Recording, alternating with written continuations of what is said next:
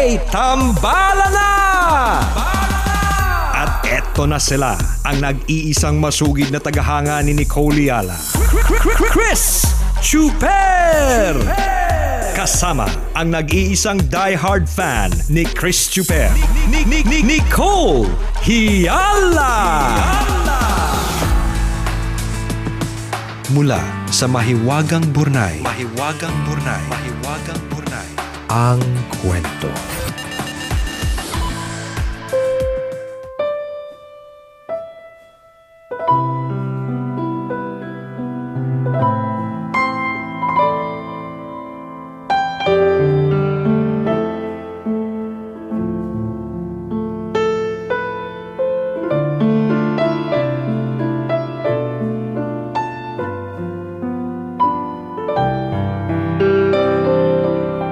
Ang ganda, ang liwanag, hindi nagbago.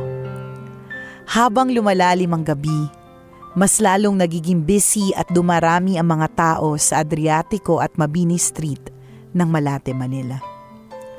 Naalala ko pa 10 years ago ang lugar na to ang naging saksi sa ilang mahahalagang pangyayari sa aking buhay. Hirap na hirap ako makahanap ng trabaho noon, lalo pat high school lang ako. Dahil sa hirap ng buhay, feeling ko dati ang buhay ay parang sugal. Swerte-swertehan lang. Ang pangarap ko lang dati, sana may pambayad ako sa renta ng apartment kada katapusan ng buwan. At may maipadala kahit papaano sa probinsya sa aking mga magulang. Noon hindi ako takot na mapahamak o makaharap si kamatayan.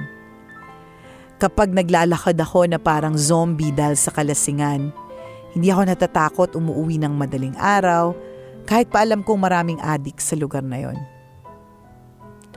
Ilang ulit na rin akong nabigo makapag-abroad. Pati pag-aasawa ko, lagi kong sinasabi si Batman na lang ang bahala. Hindi talaga ako natatakot sa mga pinagagawa ko dati. Basta iniisip ko lang na wala akong inaapakang ibang tao at legal ang ginagawa ko kaya go lang.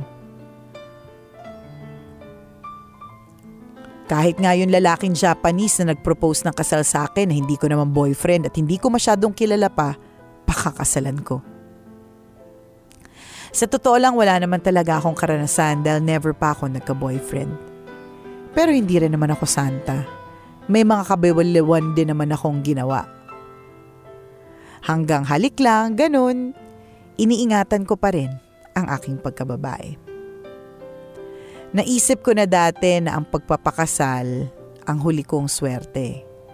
Kung malasin man at tarantado tong hapon na pakakasalan ko, runaway na lang sa Japan ang balak ko. Ito ang landas na pinili kong tahakin. Salamat sa Panginoon dahil dininig niya ang mga dasal at madalas kong ihagulgol ng iyak sa Malate Church. Sa lahat ng mga desisyong ginawa ko dati, ang pagpapakasal sa asawa ko ang pinakatamang desisyong ginawa ko sa buong buhay ko. 1 taon matapos kong makasal, biniyayaan kaming mag-asawa ng isang anak. Dito ko naramdaman na may isang anghel na umaasa at kailangan ng aking pagmamahal, lakas at gabay. Ang binubuo ko ng pangarap ay hindi na para sa akin kundi para sa anak namin. Pinilit kong itigil ang paninigarilyo. Iniisip ko pa lang na baka maiwan ko agad na maaga ang anak ko, naiiyak na ako. Hindi ko kaya. Nais kong mabuhay ng matagal para magabayan ang aking anak hanggang sa kanyang paglaki. Nang minsang umuwi ako ng Pilipinas, masaya at excited akong makitang muli ang lugar kung saan hinubog ako ng aking tadhana.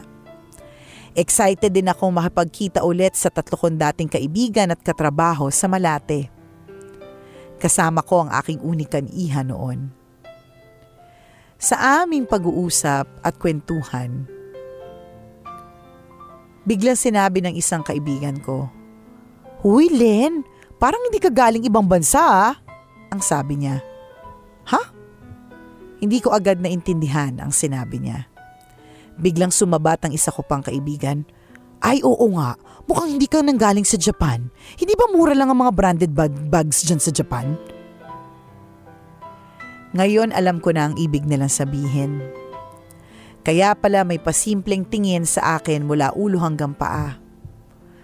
Ang kaninang naramdaman kong excitement at saya ay napalitan ng pagkalito at lungkot. Napatingin ako sa isa kong kaibigan. Fashionista na talaga siya.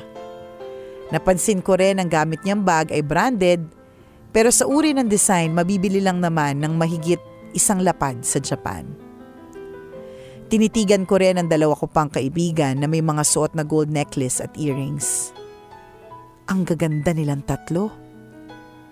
Samantalang ako, isang maliit na koloreteng hikaw lang ang gamit ko sa araw na yon. At isang bag na walang tatak. Ano nga ba ang batayan o mukha ng galing ng ibang bansa? Dapat ba maputi kang tingnan dahil akala nila laging may snow sa lugar na pinanggagalingan mo? Dapat ba magagara ang mga kasuotan tapos branded pa? Sipag naman ako ah. Yan na lang ang sinabi ko sa isip ko. Napangiti na lang ako habang pinagmamasdan ko ang katabi kong anak. Mas nanaisin ko pang maging simple para hindi takaw pansin sa mga taong halang ang bituka. Mas mahalaga sa akin ang kaligtasan namin kesa magpasikat ako sa kung anong meron kami. Tuluyan ko nang kinalimutan ang hindi magagandang karanasan ko sa Malate. Pero ang aral na humubog sa akin mula sa lugar na ito ay panghabang buhay na mananatili.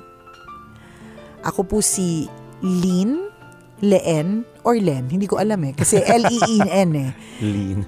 Ako po si Len or Len. Mahaba. My name is not Len, it's Len. Kasi dalawang E. Len.